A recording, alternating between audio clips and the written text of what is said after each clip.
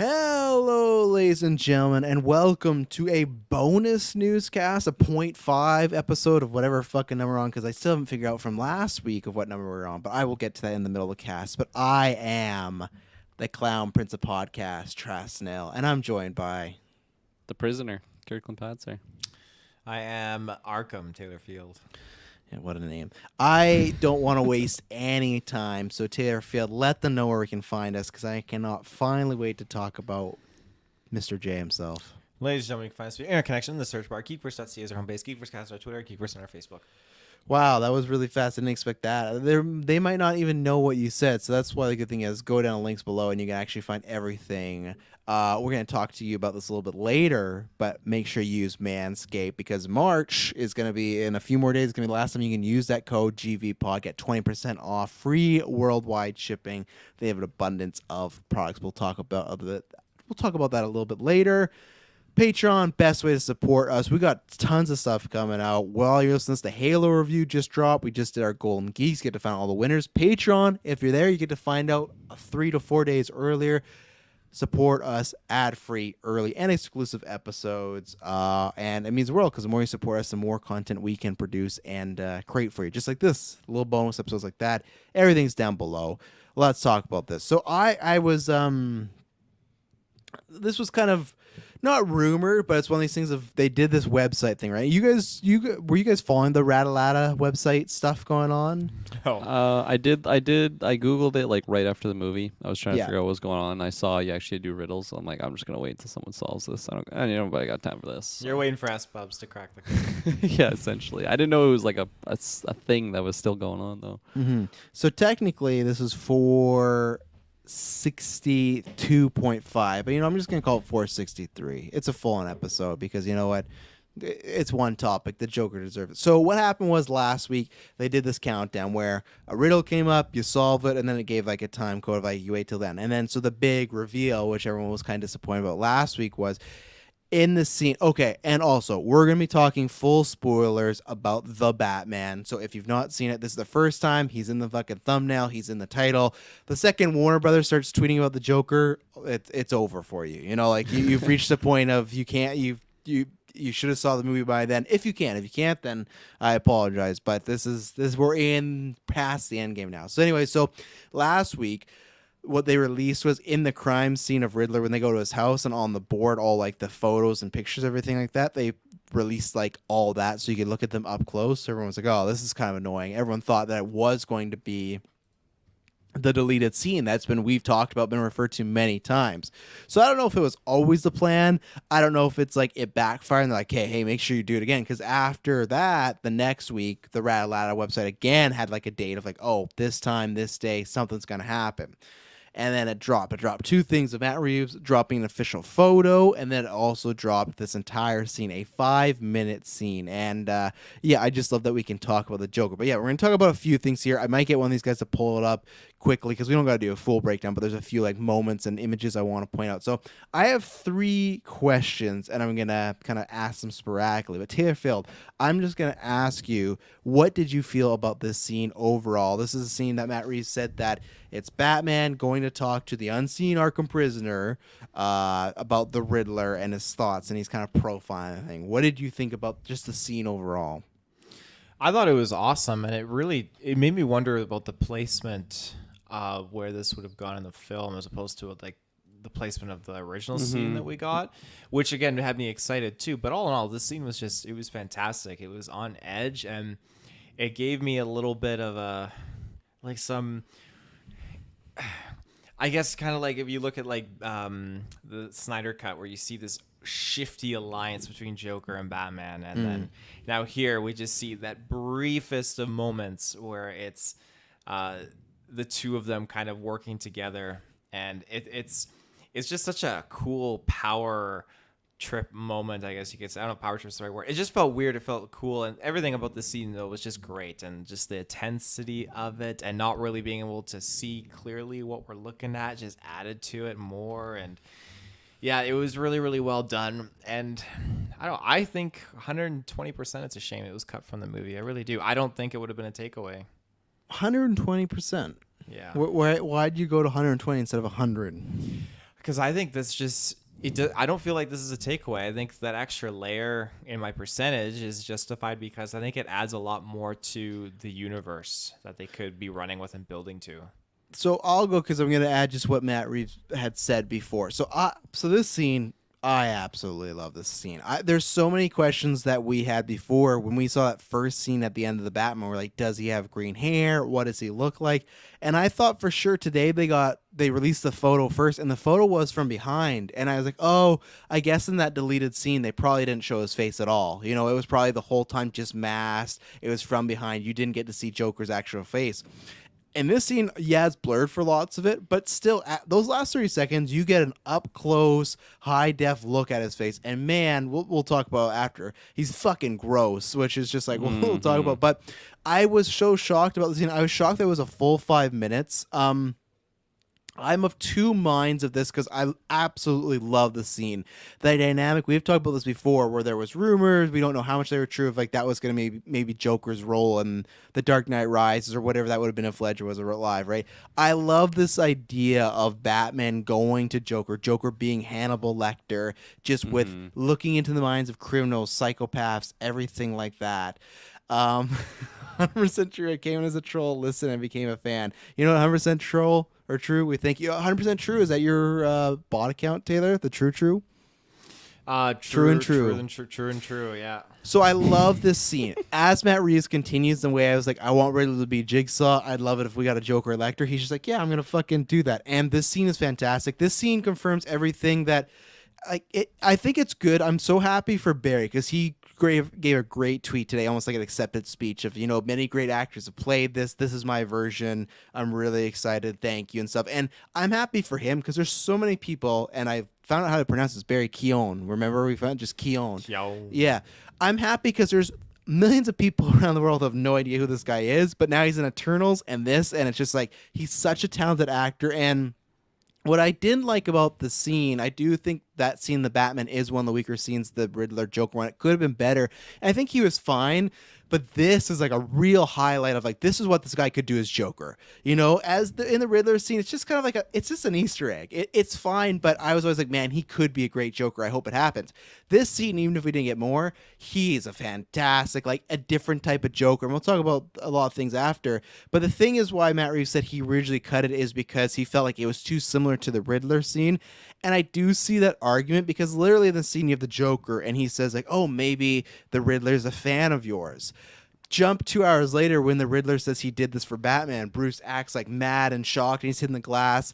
You kind of are repetitive, or you're kind of like, why would Batman be so mad if Joker earlier said like, hey, this guy might like you, and then Riddler's like, I like you, and Batman's like, what? No. So there's some repetition there between the scenes of like, so here's the difference. Joker knows the magic trick, and Riddler's the one doing it. So when Riddler talks about in the scene like, oh, you and I are friends, he's revealing that to Bruce in a timely fashion. Joker's the guy who looked at this all and just went, oh yeah, this is a situation. So he kind of gives you the plot of the movie before it unfolds. So I kind of get why they took it out. But at the same time, I kind of like Joker being the smart know-it-all. Like, no, I know how this is going to go down. So my thing before I throw it to Kirklin is at first when I saw the scene, I was like 100% I get why they cut it, because I think it's a really cool scene and the performance is great, but it kind of is very similar to the Riddler one, and it kind of maybe undercuts some of the tension of that Riddler scene. But at the same time, that Joker scene, to me, I was playing in my head, what's weaker? Bruce having that reaction to Riddler and having that conversation with Joker earlier, kind of knowing, okay, this idea was in my mind that he might be a fan, and he is. Maybe I'm overreacting, but whatever. To me, I think this would have risen the Joker Riddler scene a lot. I think the negatives that I have for this scene staying in and what the Riddler and Batman scene would have been are less than what I have for the negatives of this scene staying in versus the Riddler and Joker dynamic. The way Matt Reeves keeps saying in interviews, like, well, I didn't want this to feel like a tease for the next one. To me, the Joker scene in the Batman feels like that in the prison. It feels like, this is your guy. This doesn't feel like this. This feels like this is just in the scene. Joker's in the world. So at first I was like, I get why they cut it. But when I saturate on it more, I think they should have kept it because, one, I think it's a bigger showcase for Barry. I think it makes that other scene later on less weaker. Even though I think it could have made Riddler's scene a little bit weaker. My thing is a perfect world. What they should have done is kept a version of the scene, but maybe edited some stuff out, like Joker saying that line of dialogue about kind of explaining Riddler's motivations. I think they could have found a way to keep this or reshoot it, but the scene itself is fantastic. Kirklin Patzer of GeekVerse podcast. Show your true quality. I will. I'll attempt to at least. I'm perfectly fine with this not being in the movie. When we were doing our predictions for the Batman and we were posing the questions, is Batman in there? Or is Batman in there? Glad he is Batman in there. Is Joker in there? Is that who Barry's playing? And I was in the camp that I didn't want to see the Joker in the first movie, and I stand by that because I'm glad with what we got, like right at the end, having that little hint of the Joker. You don't even see him; it's like a silhouette. And we see some weird bumps and stuff, and he's not looking too hot. We didn't even know if he had gray hair in the movie because it was so shadowed. Exactly. Yeah, exactly. And I'm perfectly fine with if we're gonna have Joker in this movie. That is where we have him, and that's what I got, and I absolutely loved it. This scene was phenomenal, but I still think it would have taken a bit away from the Riddler threat, and I'm so happy that the whole movie was. The movie wasn't fully on the Riddler, but he was our main antagonist in the movie, and I'm perfectly fine with that. Now, I'm not saying like this scene was bad or anything because it was phenomenal. I'm so pumped that we got this little DLC scene off the movie. I guess it'd be a free LC, we don't have to pay for it or anything, which is even better. But yeah, like even just the comparisons between the interrogation scene with Batman and the Riddler and this, yeah, definitely similarities. So I'm glad that we just had the one in the main movie, and then here you can spend 5 minutes to just showcase this character, and the way it was shot was very artsy, of just not actually clearly showing the character. Till right at the end, they don't do like a full nice clean image, but still you get to see everything of that grotesque. You get to see his fingernails look like they're just like chewed off. He's got like boils like all over his skin. He's never used lotion before, it looks like, and his teeth like there's just so many uneasy things about this character, and the way that they just slowly were revealing it, and just the way that Barry was like talking in the voice, like it's just very unsettling, and I think they nailed that. The score was really, really good too in the scene of just having this like suspenseful, like impending doom of just like it's like a slasher is like right around the corner, like in a slasher movie, like the villain's right around the corner, and it's just right before the event happens. It felt like I was getting that throughout the dialogue that Batman and him have, which is crazy. Like I felt scared for my protagonist here, even though the Joker is like he's got that neck collar thing on. He's on the other side of like reinforced glass, but it's just the effect that character can have, right? And they nailed that. In a movie, they could have nailed that, but I stand by what I said of just having the Riddler main focus, and then just very, very minor reveal of having the Joker. I am glad that he was revealed the way he was, but I'm happy that his maybe a better way to say that is I'm not upset that the main reveal of the character is in something like this, a deleted scene. Some people might make the argument that well, if they have them, if they're gonna show them, might as well show them in the main movie for just the mainstream audience get a glimpse of this character. They're gonna in the second movie, so it's not like if you never see this scene, you're missing anything, right? It's just some added powdered sugar on top of a beautiful cake. So not for the movie's perspective, but do you think though, if an executive sits you down and says what scene's better to showcase Barry?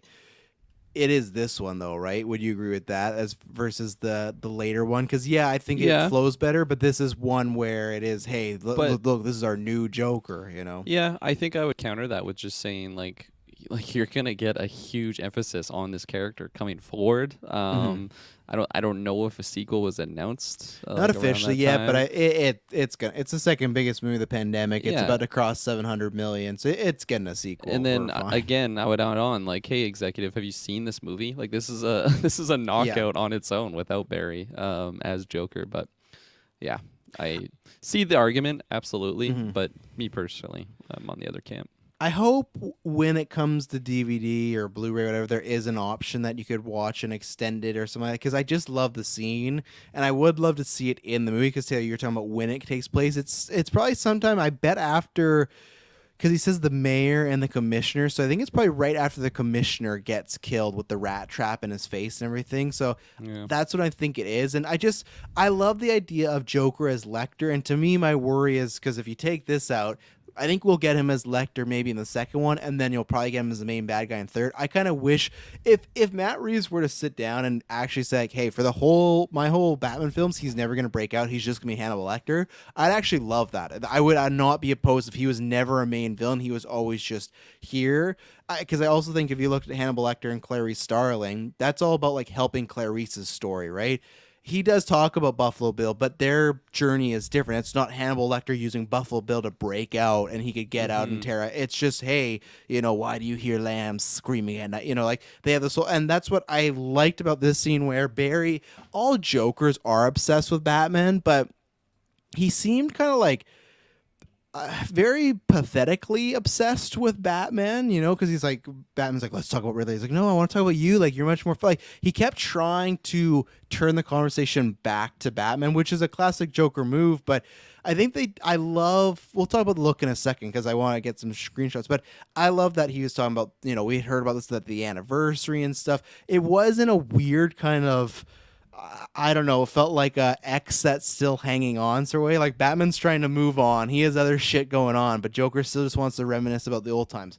What are the old times? I don't know. I'm excited for whether it's the Arkham show or the next movie to find out, okay, how did he get here? Why does Batman value his opinion so much to go to hey, profile this guy other than he's just a serial killer? I want to say some of that all in the game says, wouldn't have minded if both this scene and the one that shoehorned at the end were both left out. We keep being told that Batman has the best rogue gallery in comics, but going back to the same ones, really like Barry as an actor, but the assertion of Batman's villains to keep or put that by the test by putting different ones on the big screen. Yeah, but at the same time, your first sentence is, we keep being told that Batman has the best rogue gallery in comics, is just in comics, right? That's not going to dispute it. Like the movie says nothing to do with that per se, they could prove it, sure, but I think we were talking about this before we came on air. There's multiple YouTube and Twitter accounts that have shared this video from different links, and they're all past 1 million. This has been trending all day. So again, I know people, I understand people that, hey, I want a new villain. I don't want Joker again, but it's a media frenzy. Like the second this clip comes out, it's talked about, it's viewed. So it's one of these things how can you not look at that and be like, yeah, let's make sure this guy's next movie? And that's what I'll ask you, Kirklin, because I had some questions for Taylor. As someone months ago, we talked about a new Joker potentially, and you're kind of iffy and stuff like that. After seeing this longer scene, even if it's not in the movie, are you on board if they say, I don't think it is, I think he's going to be just a minor player, but if Matt Reeves comes out tomorrow and says, yeah, Barry's the next villain of Batman 2, are you on board with that now after seeing what he can do with this role? I don't want to. I don't want to give it an instant pass, just because 9.5. A lot of what you brought up of this Joker doesn't feel like a man that has a plan to just take over Gotham next movie. Like he still feels really pathetic without for a lack of a better term. And it doesn't make him less interesting, but I just don't get the impression that this is going to be a main villain in the next movie.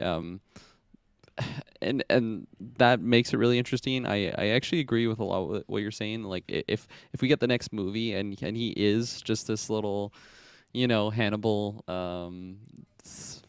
informant, I guess. Yeah. For Batman, a collaborator on solving cases. I think that would be really exciting because it's something new. And just getting back to my initial pushbacks on the Joker, I think we were also just throwing around the idea of possibly having Joaquin's Joker in there, and my big pushback there was just I don't want to possibly bring down what that first Joker was. If we just bring back this character and have him play this role opposed to this character, I'm really overjoyed that this is Barry because it's just something new and they can do something completely different. And that's got me excited. So although I don't think it's going to be a main villain in the next movie, which I could be completely wrong about. They easily could do that, especially with just how much they've been hinting at the end of the actual movie and now this deleted scene. I'm excited to just be unnerved on this Joker because Yeah. he's something, and I want to know how he got those scars.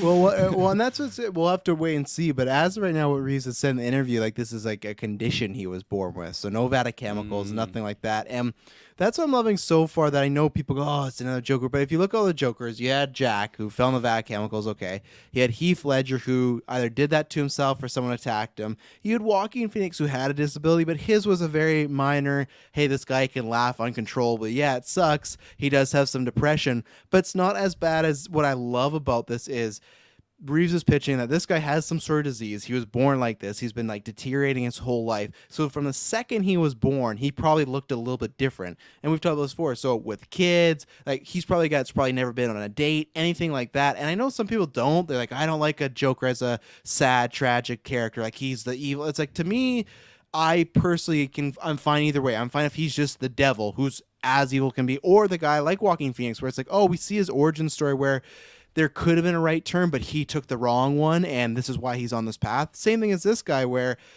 I think they're going to make it that his whole life he has been like a joke. No one's took him seriously. Like, you look at the way he looks. In real life, if someone looked like that, people would look down on them. They would look the other way. So you would imagine like what they could do with this character. And just with Barry playing him, I'm like, okay, after this scene, especially, I'm like, I trust it completely what they're going to do.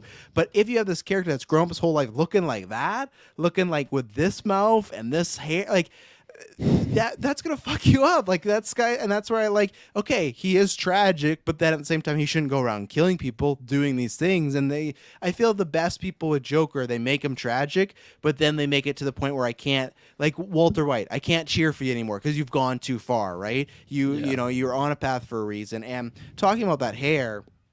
This man does definitely not have any manscape. That's what he needs right now because he probably needs it for up top, below, everywhere going on. That lip balm, oh man, he is in desperate need of some Manscaped lip balm because right now, for the rest of March, go to manscaped.ca.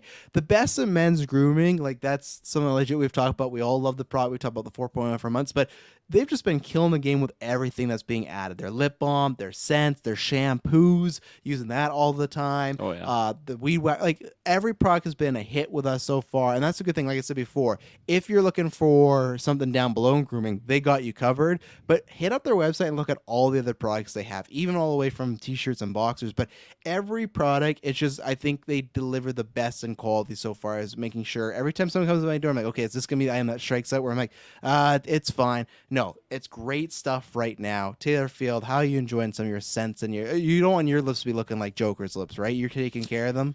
I use that lip balm every morning when I leave and every night before I go to bed. That stuff is just fan-freaking-tastic. Every day when I leave in the morning before work, I give myself a quick spritz of the that body spray. Underarm deodorant, like all the products are so good. I love the body wash too in the shower. Oh, just lather up every nook and cranny on my body and it just fucking does its tricks. Kirklin, you doing tricks over there with your Manscaped products? I'm trying to, as much as possible. Yeah, no, I mean, I was literally just applying the lip balm right now. I love that one. It's just such a great scent too. I know I've said it before where I first impressions I thought maybe the smell was gonna be like the body products, which you know what wasn't exactly what I would be expecting for a lip balm, but it's not. It's your classic what you want for your lips. It saves them, especially around the dry months. I know we're edging into spring, but still it can get pretty cold. So yeah, I've been using that lip balm all the time, and I've said it once, I'll say it again. When I'm in the shower and I'm just getting all my nooks and cranny like Taylor, I feel like Cal Jacobs, man. I just wanna wrestle someone. I'm just ready to go. I just feel like a manly man, and yeah, no, all their products are phenomenal. It's awesome. I have people at work too that have they've gone through the GVPOD for the Manscaped, and they've had nothing but positive experiences. And yeah, I know it's a great product, and when you try it, you'll be feeling the same. Yeah, I'm excited. I brought my dad the 4.0 for his birthday, so open it up. Nice. He at first was just reading. He's like, "Oh, it's good," and then right below it's like for growing, like trimming and everything like that. And he's like, "I don't know if I could say this out in front of everybody," and then I explained it and stuff. So no, and then you cursed me. You told me your chapped lips, and I was like, "Oh, I haven't had that." And then like the week later, I had them. So thank goodness I had this lip balm, which is very good. Exactly. But yeah. the Weed Whacker, the 4.0, everything. If you want something, listen to our words. Go do it. Go try it. You won't regret it. Manscaped.ca or .com actually. GVPOD, get 20% off and free worldwide shipping. Go do it now. You will not regret it. We promise you. Go enjoy the best in the men's below the belt grooming. Let's take an ad break and then we'll be right back. And we're back. So I was going to throw Taylor here in a second because you're quiet over there, Taylor. But what I wanted to point out, one thing is what you said, Kirklin, about the him being the villain in the next movie. John Hazelton, who's a listener, he had a great theory where, and I really hope this happened, but I still don't think he will be the main villain in the second movie. I would love how he talked to Riddler in the third one, whoever the second one is he talks them to. In the third one, if Joker, like, finds a way to, like, expedites a Arkham prison escape with all these people. Like, he's just using them so he can escape. And know what's funny is another reason why I wish they kept the scene is when he talks to Riddler at the end of the movie, he's like, "Oh, you did so good. You're my friend, blah, blah, blah." In the first scene when he's telling Batman, he's not talking about Riddler like he's pathetic, but he's not talking to me, I was like, "Oh, this Joker seems like he might be taking on friends." To me, he looks at Riddler almost like a mark. Like, oh, he got these files on Riddler, so he would know what makes this guy tick. So it feels like now he's almost like using Riddler even more so, which that's what I assume because Joker, but that's what I do love about this first scene. He's like, "Oh, this guy's a nobody." You know, like people haven't, like, they've stolen his cookies his whole life. And I kind of like that where it's like he knows what makes this guy tick now. So in Arkham, he's going to be able to twist the fuck out of this guy's mind. And I really like that dynamic, you know? Yeah, that's a really great observation you brought up there because I feel like it really changes the whole dynamic of that end scene. Yes. Because, like my initial thoughts is just like, this is interesting having Joker just assembling this goon squad here, and he's actually befriending people, which I can't imagine he's a friendly guy. No. At least from the versions of the Joker I've experienced. But yeah, just if that's actually in the movie, that's also saying, like, when what's the line that he says in this extended scene? It's basically like, I already know who this guy is. Yeah, I know exactly. He's a who he nobody. is. Yeah, he's this. He's a, I don't know if he says the term loser, but he's basically describing that, like someone that's kind of looks at these targets and then he's just combining them. And if we had that scene in the movie, when you get to that last one, it would, as the viewer, I'd be like, oh, okay, this guy's just playing the Riddler like a fiddle here. Like, obviously, I know as the viewer, I saw that the scene earlier of him just describing this character in this sense. He's not like, oh, I really appreciate this guy. You know, he's a really good villain. Like, he doesn't say that when he's dialoguing with Batman. He's on his 1 year anniversary date, and just shooting the shit there. So, yeah, that's a good point for maybe the argument of why it should be in the movie, because I can't deny that it brings more substance there. That's why I think there's a middle ground scene where there's a version of the scene that could work, but maybe not this exact one. But Taylor, so you talked about the scene, you're saying 120% you didn't get it cut. I want to get more of your opinion on, because I think we've talked about this before, Barry Keoghan, like the only thing you've seen in is Eternals, right? I believe so. So Green Knight. Green Knight, he had the little scene in there, right? Rest your bones. Taylor doesn't remember that one. Yeah, he was the guy that left him out for dead in the bush. Yeah. Stole his fucking money. What a bastard. But so how do you feel? So you talk about the scene in general. How do you feel? What's your take on this Joker and Barry? You digging this so far? Are you enjoying this? Where do you think we'll see him again? How are you feeling about Barry's portrayal version as far as this 5-minute scene? I mean, predating this, we had I'm forgetting his name. Jack, not Jared Leto. Ledger, Joaquin Phoenix. Joaquin Phoenix, and then Jared Leto before him. So Joaquin Phoenix was very much a more, how would you call it, like docile Joker. Yeah, and even then, docile and just kind of like unstable. This guy seems like, okay, we are back in the Dark Knight area where this guy's like off his hinges, and yeah, he's already imprisoned or whatnot, but like, this is part of his plan. He's biding his time, waiting for the next stage to happen. Like, just because he's behind those glass windows doesn't mean like, okay, this is all set in stone. He's there for good. No, we're going to get some kind of backstory for sure, and then some follow-up additionally. I just think it's great, this whole sequence of him being in there. It's just fantastic. Would you be upset if, like, the next movie, he escapes through like a hole that he just like dug in his cell or something? Like, there's no Like master plan. Shawshank? Yeah, Yeah. exactly. He just has a poster of like Harley Quinn. in He his, just in his dresses cell. like one of the guards, and like, how did you let him get out? Like, he looks like none of the guards. They Well, he put, was like, wearing no good thought on like why he's even in Arkham, how he escapes or anything like that. Well, he was wearing Arkham security uniform. Yeah, but look at his fucking face, dude. Like His neck is just so Yeah. like It- bulging out. like even the back of his head is looking very almost like Two-Face and stuff. And what I'll say is Yeah. before we pick it up here is I just have to say this because one of my favorite things today has seen the people that love Jared Leto's Joker, and it's just for fun because like just the way they are. But they're just like, don't be comparing this. You can't make comparisons. The Jokers are different people. It's just like they're the Joker. You can compare what you want. But I will say this is more not for them. This is more for the people back in 2016 when we reviewed Suicide Squad. You know what complaint I got every time for my review is you can't judge the Joker Jared Leto's performance because he only had like 10 minutes of screen time. You can't say he's a bad Joker. Yeah. If you saw so little of him. This deleted scene right here is exhibit fucking A, because this guy, Barry Keoghan, in under 5 minutes convinces me that this guy would be amazing Joker more than the 15 to 20 minutes we got of Jared Leto in Justice League and Suicide Squad. Sure, it was cut down, but I don't want to hear any of that shit ever again that I heard so much in 2016 of, you can't judge. No, you get this one scene of Barry and it's like, I want to see him again. And what I want to say to Kirklin is my hope, I forgot to mention when the whole Arkham breakout thing is, my fingers crossed is maybe if we don't see him in Batman because people are like, oh, I want to see him in other villains, I still think this character could be prime for some of those rumors we heard of him being in the Arkham show. I think that'd be a great place to get more of him. Even if we don't have Batman talking to him, if it's Gordon, if it is this version's Harley and Quinzel, that's where I think we could really flesh out, and that'd be perfect. Oh, let's get this Joker, have some adventures in Arkham, and maybe there's more of him like recruiting some other people, some lower tier. Like I talked about, like Scarface, the guy with the ventriloquist puppet. Maybe that's a guy you don't need to see get caught in a Batman movie, but he's in Arkham, and Joker's like twisting him. So I'm really hoping Arkham could be the place we see him and stuff like that. So fingers are crossed.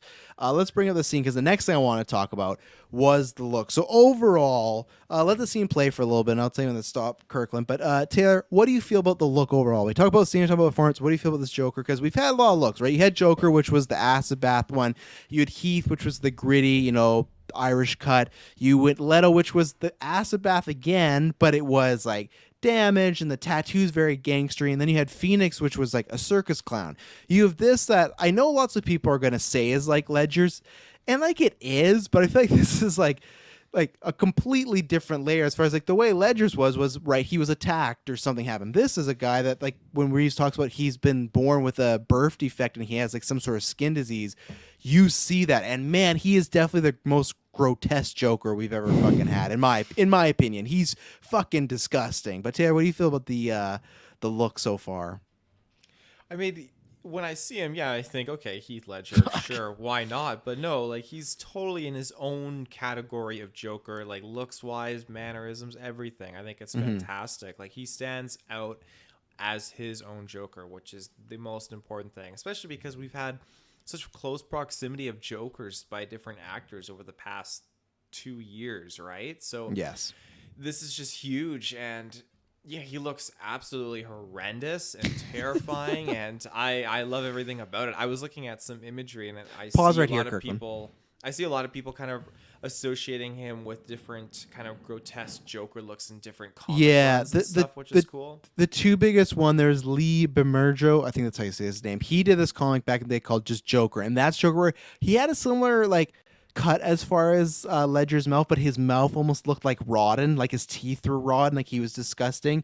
And the other one was the New 52 Joker who cuts his face off and he like reattaches it, and that's what this looks like. And it's funny because who knows what happens, but in that Joker run it's just actually a comic, you guys should borrow it once, I have it, by Lee there. He at one point, some guys like fucking around with him in a bar, like call him out like, you're the Joker, so tough. He takes off his gloves, and what he reveals is under his glove he just has like scalpel blades like implanted in his hands, like they're just in his fingers, so then he can just fucking like fuck you up. So that's why that shot of him with the fingers, people are like, man, is this guy putting like scalpels in his fingers and razor blades? Just good, but it looks exactly like that comic book and stuff. But why I want you to pause here is because in this image, to me, the way he's hunched over his face, this to me is like, I feel like they're symbolizing, or he's trying to, like, in this moment, I feel bad for him because you look at this guy and you're just like, one, he's like prey. He's not a predator. No, exactly. You're like, how could this guy even get in Batman's way at all? Like, Batman would just fuck this guy up. But obviously, I feel like that's gonna be the brilliance. Matt Reeves is gonna reveal, like, oh, even then, this whole like act could be like how the Joker sometimes pretends he's crazy. This could be him where he plays up his hunch and his move. But like, he looks like a sad character here. This hair, like, this is not someone I want to see Batman beat the fuck out of yet. He'll give me a reason to, but like, I don't want to see Batman beat on this guy. Like, this guy looks like he's been through the fucking ringer, you know? Yeah, give him some help, not a fist. Yeah. But yeah, keep playing here. While it plays, Kirkland, what are you thinking about the look right now? Like, even look at the hands when we get to them and like the back, the head, just Yeah, I'm like the first shot you get is just from his back, and it's pretty matching with. Oh, look at that! This guy needs a barber real bad. Yeah, so like the first shot that you get is from his back, and then attribute it to just the silhouette that you see. Okay, this is what I didn't get to see behind the shadow. But then for me, like the first showing of his face, and more importantly, like his hands with the fingertips, just completely gross me out. Yeah. Oh yeah. A little early. Where am I going? Yeah, keep going. I feel like they get a better shot of that because he sees the riddles and stuff like. And again, puts his hands on it. I love that dynamic of he's like, oh, you think I get? Oh, right. Oh, look at that. Like, cause like, what does he do? That looks like some fresh blood on there. Like, what's going? Like, here's the thing. Like, is that just digging a hole? Is that poster? But like, is this the disease? Is this him doing stuff? And what I love the dynamic of a Joker gets Batman, but Batman also gets him. Joker's like, you think I get off on this stuff? And Batman's like, yeah, you do, don't you? And Joker's kind of like, yeah. And then what I do love is like the way in Batman when he goes to the funeral, because he's like, Riddler may be there, like serial killers, they like to go and watch their victims, right? They like to see the aftermath. The same way serial killers like love to, like when Joker gets his hands on all this stuff, he is like, he looks a little aroused. The first time you see him have any light is like looking at what Riddler's doing, like, oh, this is exciting. He's like, oh, like when he gets excited, he's like, oh, there's pictures about the victims. That's fucked up. That's fucking weird. Like, that's like gross stuff, you know? But those fingers, yeah. Oh, 100%. Like when he's first going through it, and just like he's laughing, he's honestly a great Joker laugh. It's very different from the other ones. And it's in the movie, it's a lot more like accentuated, I would say, but in this it's just a little bit more subtle. Like he's just finds something funny, and he's not doing it to intimidate anyone. Like this is just him genuinely laughing because he's just twisted in his mind. And I love it. It's creepy, and like when I hear him talk, I definitely hear like Barry's voice. But he's still just like, I guess that's just his own flavor on the character, and it's a good mixture of this really twisted serial killer villain mixed with Barry, and yeah, I think it's great. Everything I've seen on him, it gets me excited in all the bad ways because it's just gross and terrible, and I can only imagine what type of victims he has if his own fingertips are looking like this. Yeah, no, I hit play. Let's keep going. Yeah, and that's a good thing too with Barry being a little bit more unknown actor. There's gonna be tons of people that won't even know that's like his really voice. So it's like, oh, that's his Joker voice. But yeah, like back of his head looking more like Two-Face. But what I'm interested too is about the hair.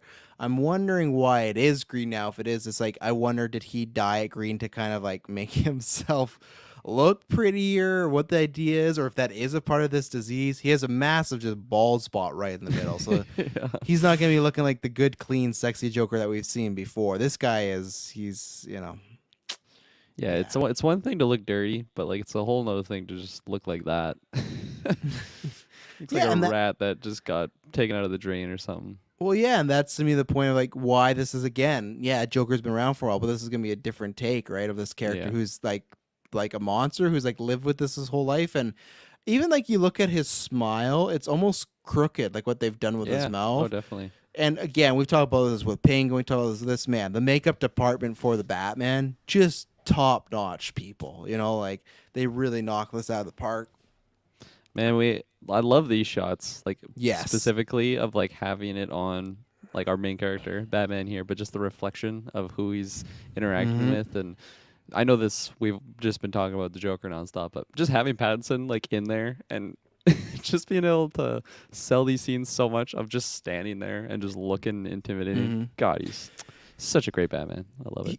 He's intimidating, but I like to when we get to the scene later on when he goes to the door. That's what I like. Where Riddler gets him mad, but Joker seems like they make it. He's like questioning himself. You can hit play again because it is coming out. Because there's a moment where Joker says, "Oh, like Riddler's killing these people, and you think they might deserve it." And it does kind of fit at one point in the movie. Gordon's like, "Oh, he's a cop. Like you almost like you're acting like it had it coming." And he's like, Batman says something about like, "Oh, you break the law and bad things happen to you and stuff like that." So that's why I like that. He comes here for a psych profile of Riddler, but Joker is giving him like a mini psych profile of him. And like we see the two dynamics where with Riddler, he got really mad, was punching the wall, just yelling. With this, he just leaves and he looks there's one moment I'll point out when he gets to the door and he wants to be let out. He just looks kind of like emotionally compromised, but in a different way. And that's what I always love in Batman and Joker, that dynamic. Joker can get under his skin, Yeah, and like the Joker's not talking to me in this instance, but I still feel that from just being in his presence, just as a viewer here. And I mean, I got to attribute again, like just the sound of having that like creepy music and just the like the like right here. atmosphere. The atmosphere that he puts off is just it's a whole nother level of intimidating. Well, and I he's think behind bars, like he's in prison, and I'm like, get him out of here. Yeah, and like there's two things. One, because that perspective of him, it always feels like he's talking to you because it's almost like Pattinson's point of view. But just the shot right here to me, again, it's past in the whole movie subtle acting, but he's just standing there with his head down, like he doesn't look confident at all. He doesn't. He's not like. The way Batman's intimidating and scary in the early in the movie, that's not going on right here. He looks very because why he leaves is Joker starts to turn the conversation about Batman. So good stuff.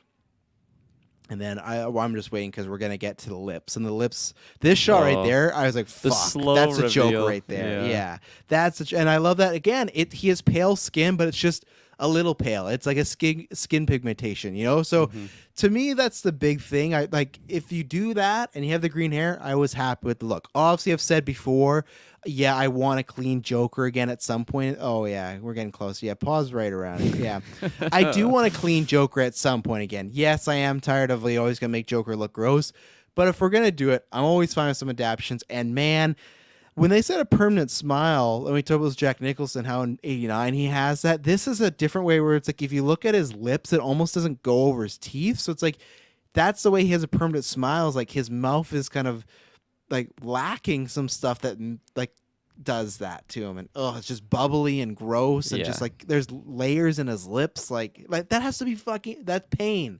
That's pain right there. Oh yeah, those boils are bursting every once in a while. And I'm intrigued on just like if it is a permanent smile like that. Like I got to imagine just delivering lines must be so much harder because you just can't use your mouth in such a way to like actually produce words. If looks you like just don't touch. He looks like he's ate one too many Miss Vicky salt and vinegar chips. Okay, you guys with your little lips, your little sensitive lips. Chased it with some Sour Patch Kids or something. That's what happened. Taylor, what are you thinking about some of his stuff going on here at the end and his smile? I mean, I'm sure there's a lady out there, Harley Quinn, would love to give him a kiss or something like that, but it's not for me, really. Come over here and give me a kiss. What sort of kiss? Like he's kind of missing some of this. Just the teeth. But look at the left. Just like that left, there's that the teeth. Yeah. Just feel those pearly whites on you. Pearly whites, yeah. Like that boil there, just on the left side. And honestly, his look for me is very I'm very surprised. Like the MPAA was very nice to them because this look right here could get your radar, in my opinion. Like it just, maybe that's why they cut it, but he looks just so grotesque. Like he does not look like he's in a PG-13 movie, No, definitely not. Do you think it's kind of also the result attributed to the fact that maybe he was just beaten the shit out of by Bruce Wayne or Batman? Bruce Wayne specifically showed up to Arkham. Hey, where's that clown? Just fucking him up. Maybe some of it could be, but because he did say it's his anniversary, I think some of it's probably healed, But You never know. He's got some stuff that hasn't healed. That's for sure. Clearly. Yeah, he needs some rehab. But yeah, hit play on these last seconds. Pretty much it's just Barry laughing. But I love that reveal. If he was blurry the whole time, and then this Yeah. up close, like, oh man, like yeah, see this pass and acting, like you just seem, yeah, I love it, and just man, like I said, I'm a sucker for Joker, but as I've said before, I need Joker, done right or like it, and I loved everything about this. I can't wait to see more, and I thought we were done talking about scenes and stuff from the Batman, but I'm happy we got this. So, Kirkland Taylor, any last overall thoughts or nuggets or questions to shout out there? Just again, I think this should be like a thing, honestly, going forward. Just these little like DLCs after the movie, a couple weeks out. Like, if you haven't seen it by now, you're gonna get spoiled in the mainstream media. People like the directors are posting a deleted scene from a big Yeah. leaked character, or not leaked, a big spoiler filled character. But it's awesome. I haven't seen Batman again yet. I think this weekend is actually the time. Shay still hasn't seen it, so she's really looking forward to that. And yeah, it's just, man, Batman is phenomenal, and it's amazing. Taylor, feel your last thoughts? Yeah, I mean, this it was a fantastic scene. Like, I would love to see this swapped out with the other scene, or even like just both of them stacked in the movie to get like up together. I just think it's great. It's just awesome. It's so intense. It's grotesque. It's freaky, and it just sets the pace for what's to come. And I love the concept of Batman going to see the Joker and just getting this advice, because I've never been able to enjoy seeing that before in a Batman iteration. He's always just fighting the criminals and taking them down and throwing them in Arkham. And you're right, like for him to go there, he gets a little bit with he goes down the right path with Joker off the start. Joker kind of helps him and gives him some information. Joker's kind of really intrigued by what he sees with the Riddler and everything like that. And then it kind of transitions to, he clicks and he's obsessed with Batman. And he starts probing him a little bit and it just pisses him off. And yeah, you're right, Travis. His head is down, not really confident because he feels compromised. And it's that sense that showcases and highlights their relationship dynamic where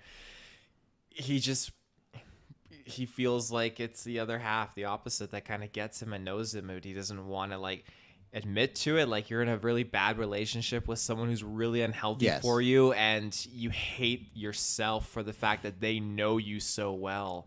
And it's just such an unhealthy thing all around. And for a 5-minute scene, it did a great job. And I know that I would often think about this a lot too when you talk about Lego Batman, how that dynamic between Joker and Batman encapsulates their relationship so well in that animated movie. And I think about that now with this scene. This is a 5-minute scene, and it captures these two peak icons, opposite ends of the spectrum, very, very well. And this is a 5-minute deleted scene, for crying out loud. So Oh yeah, that's why I can't wait to see whenever we get to because we know it's gonna happen. Whenever it's 2 or 3, maybe 4, 5, 6. However, I want Matt Reeves to make as many Batman films as he wants. But when we get to that inevitable, like the film of Batman and Joker, this was 5 minutes to get that scene where Joker is gonna be talking to Batman and Batman couldn't leave because Joker's not in prison or something like that. That's gonna be some good stuff right there, and I can't wait to see what they do. And like again, we got Penguin coming, we got this Arkham show coming,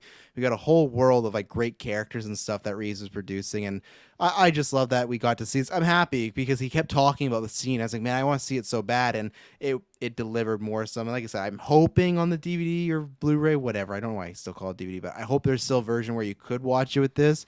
Because if not, I'll still watch the lead scene part after. But I would love a extended sort of cut or something, just because I love the scene. I love to see where it's placed. But yeah, and like you were saying, Taylor, about the dynamics, like even that scene, Joker says, he's like, "Why are you coming to me? Like you're usually ahead of the game and in these situations." And he's almost calling him out, like, "Oh, this one's different." But I just like that he knows Batman well enough that, oh yeah, you're smarter than this, like, or you are smart, like, why can't you figure this out? You have no leads or anything like this, and that's kind of belittling him too. In a way, it's like saying he knows, but at the same time, it's almost he's just putting him down for not being the best Batman he can be. And yeah, I can't wait. Joker content from a great director, great scene.